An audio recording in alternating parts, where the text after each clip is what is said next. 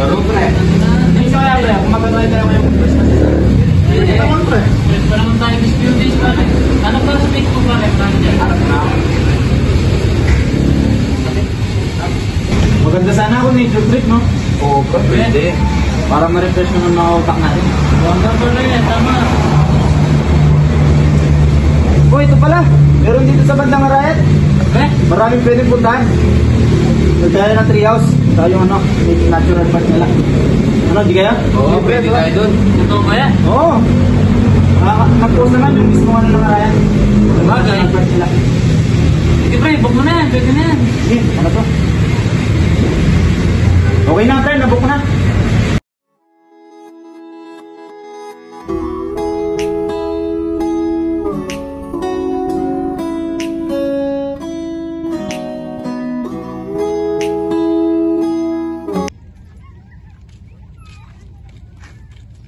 Pare, nandito na tayo. Mapapahinga na rin yung utak natin sa magandang tanawin.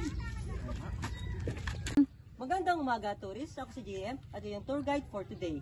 Sa napakagandang tourist spot sa Arayat, Pampanga na tinatawag nilang Treehouse Garden or Pesto ng Apong Abad. At dito naman makikita yung napakagandang view ng Mount Arayat. And sobrang kita. And pwede kayo mag-picture dyan para kung gusto nyo magpalit ng profile or pang my day nyo. And ito naman po yung mga kubo natin na pwede kayo magstay or kumain. Ayan. Ano ka ma-finish dito? Mukhang di na may maintenance dito. At narito na po tayo dito sa treehouse na simula noon ay nakatayo na rito. At pinagdaanan po nito ng napakaraming bagyo pero nananatili pa rin nakatayo. Oh, akala ko ba we will be seeing different structures na makikita namin dito? Ba't parang magkakamukha lang? At saka sabi nyo, makikita namin yung near view ng ano, Mount Arayat. Eh, napakalayo naman. Tapos hindi pa malinis yung lugar. Oo nga, at dahil na lang natin sa legal na proseso.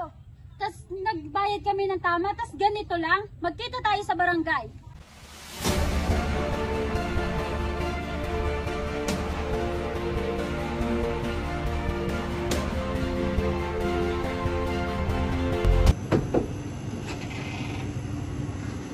Good morning, may available po bang barangay official? Good morning, andyan po si Kapitana. Ano pong sadya nila? Magpail po kami ng report. Tuloy po kayo.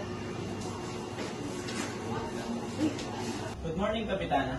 Good morning po, ano po sadya nila? Magpapile po sa amin ng report against po sa isang travel agency na nagbibigay ng false advertisement po sa amin. Provide the details po at contact numbers at akin ko pong tatawagan. Any other?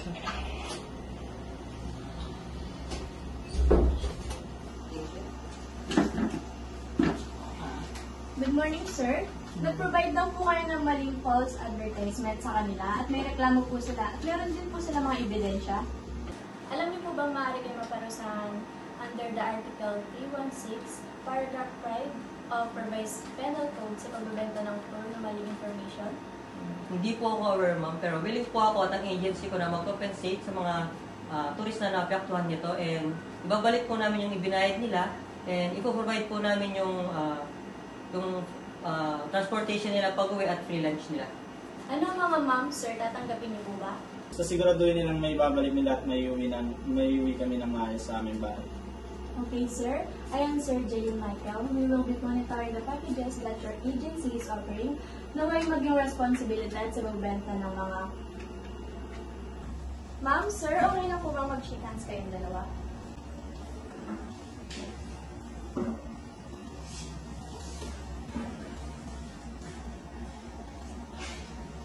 Salamat po, Kap. Thank you po. Great day.